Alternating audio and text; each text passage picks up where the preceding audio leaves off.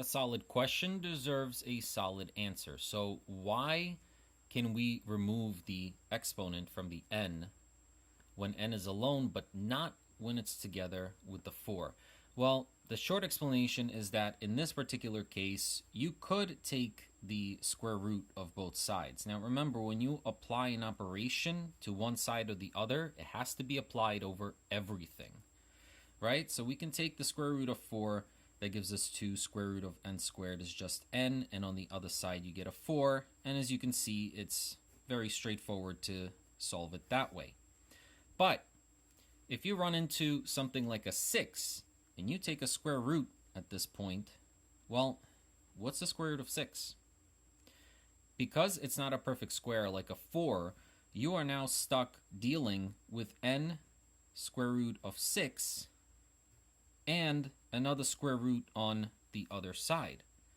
Had we simply divided by the 6 first,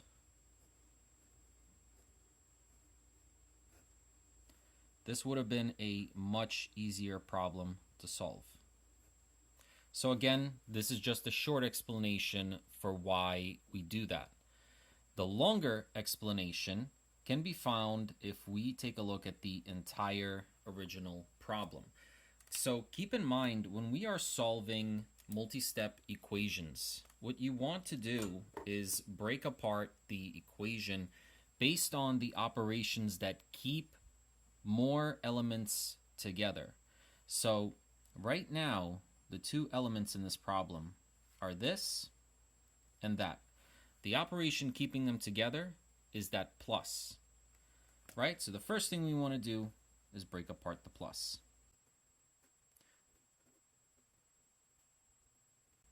Now we take a look at what operation is holding together the most elements here. The elements that we have are 2 and the square root of everything else. So again, in order to break apart those two elements, we need to get rid of the 2 by division.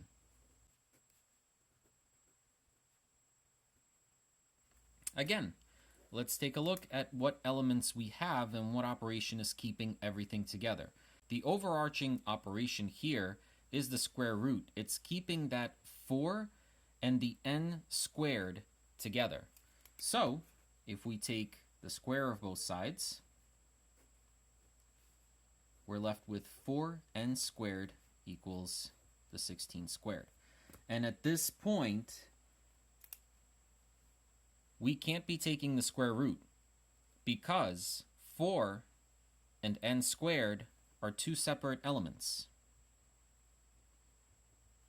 What's keeping them together is that multiplication between them. The squared is only applicable to the n, not to the 4. So we don't want to be taking a square root just yet because that square root is only applicable to the n squared. So at this point, we divide by 4 instead.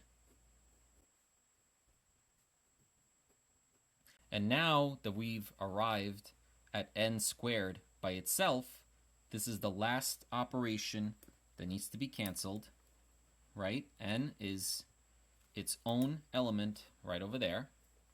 And so we can take the square root to get rid of that 2. Hopefully this clears things up. If you have any other questions, please feel free to ask in the comments.